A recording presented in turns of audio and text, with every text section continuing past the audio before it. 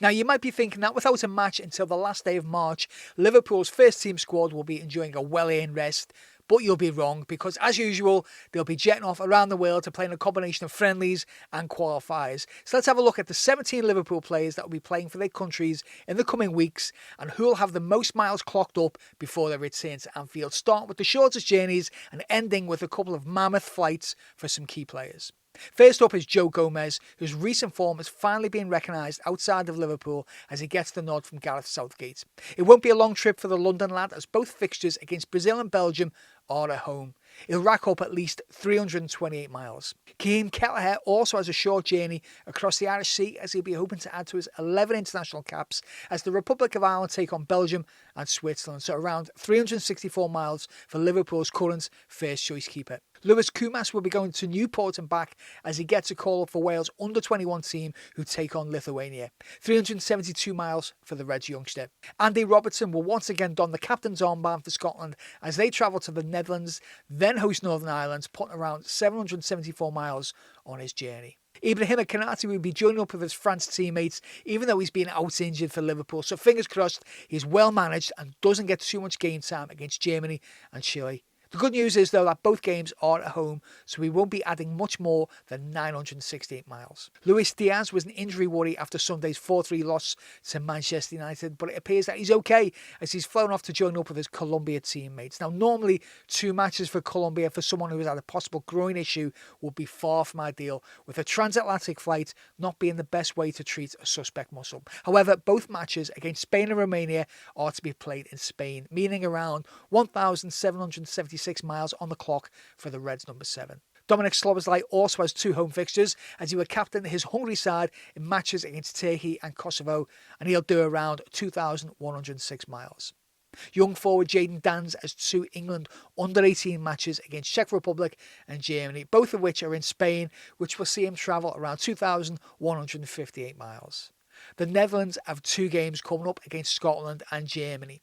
Virgil van Dijk and Cody Gakpo have been called up, of course, and Virgil van Dijk has been amazing for the Reds this season, while Gakpo will be hoping that a change of scenery will improve his form as the boys will do around 2,360 miles together. Bobby Clark will look to continue his breakthrough season and get more game minutes as his England under-20s team travel to Eastern Europe to take on Poland and the Czech Republic, which will take him to around 2,662 miles.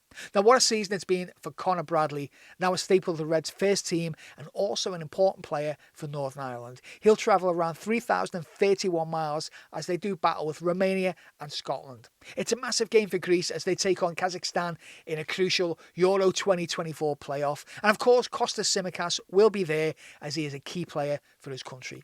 The Greek Scouser will be hoping that the 4,348 mile round trip will be worth it. Now we start getting to the real journeys as England's under-21 team have to travel to Azerbaijan before returning home to host Luxembourg.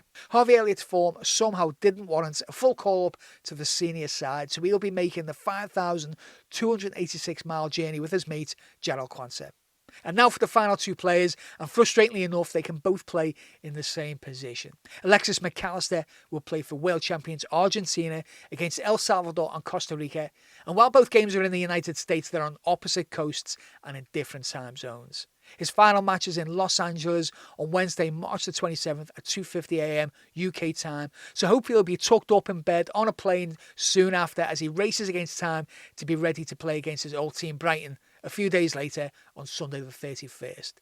He'll be looking to shake off around 11,107 miles. However, Wataru Endo has them all beat with 2 World Cup qualifiers, both against North Korea, and with the final match behind the border of the mysterious country that isn't high on most people's list of players to have a relaxed hang-in. The positive news is that the match is kicking off at 8 a.m. UK time on Tuesday 26th of March, giving him a bit more time to get the 12,491 miles out of his legs before Liverpool play Brighton on the Sunday.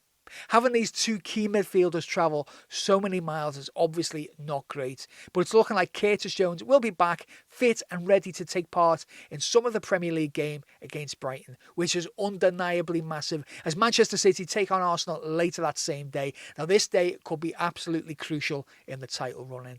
Trent Alexander-Arnold and Diogo Jota are due to return the week after that, and Darwin Núñez pulled out of the Uruguay squad. So hopefully he'll be lazing around with his mates Alisson Becker and drinking yerba tea for the next 2 weeks.